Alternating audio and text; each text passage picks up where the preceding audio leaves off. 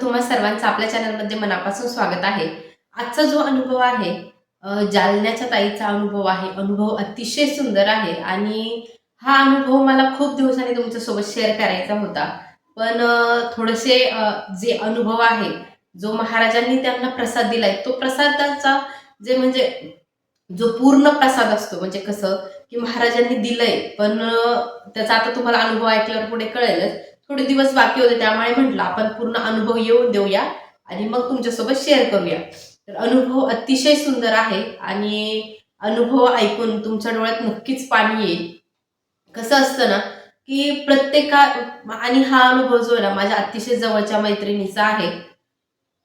माझ्या मैत्रिणीच्या लग्नाला खूप दिवस झाले होते. म्हणजे तिच्या लग्नाला ॲटलीस्ट 10-12 वर्ष तरी झाले असेल. हो, 10-12 वर्ष झाले आणि त्यानंतर प्रत्येकालाच लग्नाच्या 1-2 वर्षानंतर बाळाची चाहूल लागते. तसंच तिलाही बाळाची चाहूल लागली होती आणि असं होतं ना, की जेव्हा देव देतो तेव्हा आपल्याला नको असतं. पण त्यांना नॅचरली प्रेग्नन्सी राहिली.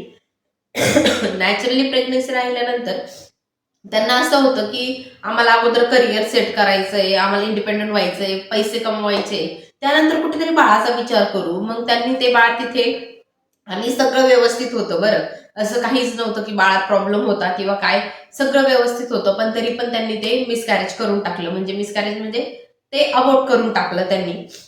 आणि त्यानंतर जी सुरू झाली स्वामींची लीलाच म्हणावी त्याला खरंच आणि ती आधीपासूनच स्वामी सेवेत होती. पण स्वामींनी तिला स्वतः प्रसाद दिला होता आणि ती तो नाकारला. त्यानंतर ती तब्बल 11 वर्ष बाळासाठी खूप तरसली. एक आई जेव्हा स्वतःचं मूल हाताने गमावते, म्हणजे काहीच प्रॉब्लेम नसताना तिने ते अबॉर्ट केलं आणि त्यानंतर असं झालं, की तिला कोणत्याच डॉक्टरांची ट्रीटमेंट कामी येत नव्हती ना. IVF तिच्यावर लागू होत होता. IVF सक्सेस होत नव्हते. भरपूर दुआ, दवाखाने, बाबा, बुवा तिने सगळं केलं. पण तरी तिला प्रेग्नन्सी राहत नव्हती.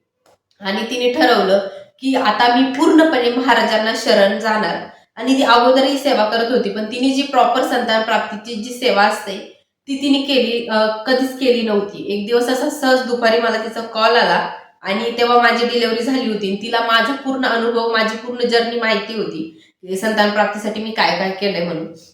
मग मी ज्या सेवा केल्या, माझं जे प्रत्येक महिन्याला गुरुचरित्र पारायण असायचं, ज्या कोणत्या मी सेवा केल्या, त्या मी सगळ्या तिला सांगितल्या. आणि त्या सांगितल्यानंतर तिची एवढी श्रद्धा महाराजांवर, की तिने त्या सेवा सुरू केल्या. सेवा सुरू केल्यानंतर खरंच आश्चर्यच म्हणावं लागेल हे, की जे तिला 11 वर्षामध्ये जमलं नाही, म्हणजे एवढं IVF पर्यंत जाऊन तिचं ट्रीटमेंट कुठे झाली नाही. त्या ट्रीटमेंटचा तिला असर झाला नाही. आज त्याच ट्रीटमेंटचा म्हणजे अजूनही तिच्या याच्यावर कोणताच परिणाम होत नव्हता. पण तिने महाराजांच्या सेवेत आली आणि महाराजांच्या सेवेत येऊन अचानकच ते जे ट्रीटमेंटमध्ये अडथळे यायचे, प्रत्येक महिन्याला नवीन प्रॉब्लेम असायचा, तो दूर व्हायला लागला. ट्रीटमेंटला तिची बॉडी सपोर्ट करू लागली. पण तरीही तिला प्रेग्नन्सी राहिली नाही. आणि मग तिने गुरुचरित्र पारायण केले. संतान प्राप्तीच्या ज्या काही सेवा मी सांगितल्या होत्या, त्या सगळ्या सेवा तिच्या चालू होत्या. तिचा सकाळ जशी ती उठायची तशीच सेवेला सुरुवात व्हायची. तर रात्री झोपेपर्यंत फक्त सेवा चालू असायच्या घरातलं काम करून.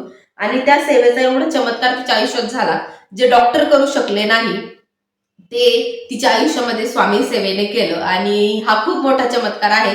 लग्नाच्या 11 वर्षानंतर तिला संतान प्राप्ती झाली. आणि हा अनुभव का नव्हता सांगितला, कारण की आता रिसेंटली 2 दिवसापूर्वी तिची डिलिव्हरी झाली आहे. तिला छान असा मुलगा झालाय आणि महाराजांच्या कृपेने तिने त्याचं नाव स्वामी ठेवलंय. अतिशय सुंदर नाव आहे. म्हणूनच तिची डिलिव्हरी बाकी होती, म्हणून हा अनुभव तुमच्यासोबत शेअर केला नव्हता. पण हा अनुभव माझ्या अतिशय जवळच्या मैत्रिणीचा आहे आणि जेवढं मी स्वतः एका बाळासाठी तरसले ना, त्यापेक्षा कित्येक पटीने ती तरसली, कारण की तिच्या लग्नाला भरपूर वर्ष झाले होते. आणि एक बाळ असणं किती महत्वाचं असतं हे प्रत्येक आईला माहितीच आहे. हा अनुभव तुम्हाला कसा वाटला हे मला कमेंटमध्ये सांगा. तुम्हाला असे अनुभव मला पाठवायचे असतील तर आपला साक्षी लाईफस्टाईल इन्स्टा पेज आहे, तिथे तुम्ही पाठवू शकता. श्री स्वामी समर्थ.